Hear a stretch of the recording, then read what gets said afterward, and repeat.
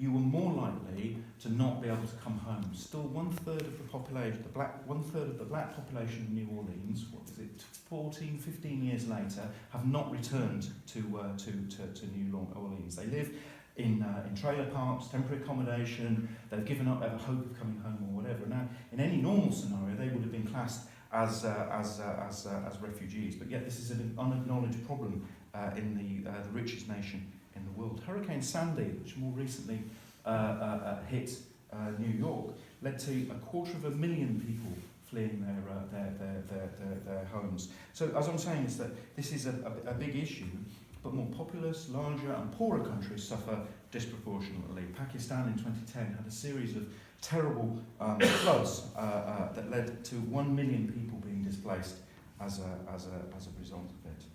And I think really what I want to bring out at the end then, while we're talking about disproportionality and inequality, is that those people fleeing around the world, as I say, are by and large the poorer communities, the communities of colour and so on.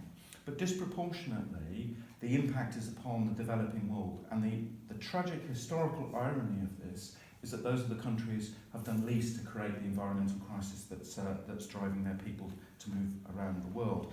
That is a historic debt that lies in the hands of the developed and richer world, particularly the United States, Britain and the European economies. The UK, for instance, is responsible for something like 5% of historical emissions, 5% of all emissions ever. The US, much, much larger, 26% of historic emissions. The 28 countries of the European Union responsible for around 22% of historic emissions. Those countries have got wealthy on the back of extracting the wealth, the resources, and the labour of the developed world. But again, as I say, it's not that all of us have got wealthy. It's the rich and a tiny minority at the top, and in particular multinationals. Just 100 multinationals are responsible for 71% of global warming emissions since the year 1988.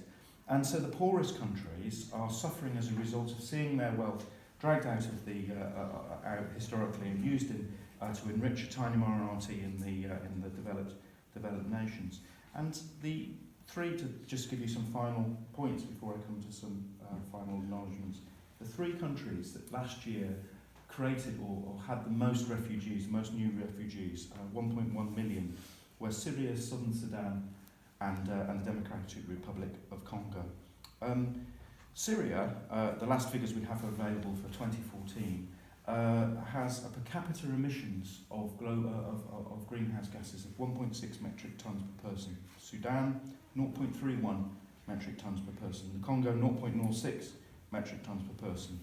The US is 61.5 metric tonnes per person. I did a calculation yesterday, very, very roughly, to suggest that the individual contribution of a person living in Sudan per year in terms of emissions was something like the equivalent of 650 US four-wheel drive SUVs being used continuously for a year. The people who are being forced out of their homes as a result of climate and ecological crisis have contributed almost nothing to that disaster.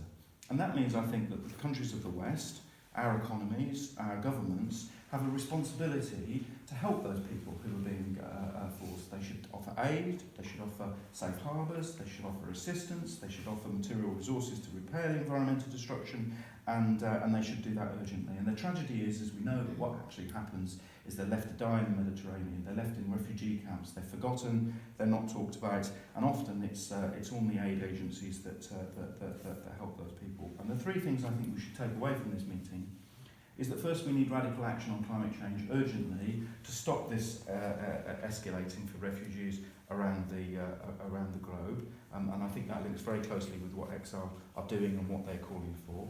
I think we need an official international recognition that climate refugees are an actual thing. I think it's disgraceful that they're not acknowledged as part of that movement, and many campaigns are taking that place.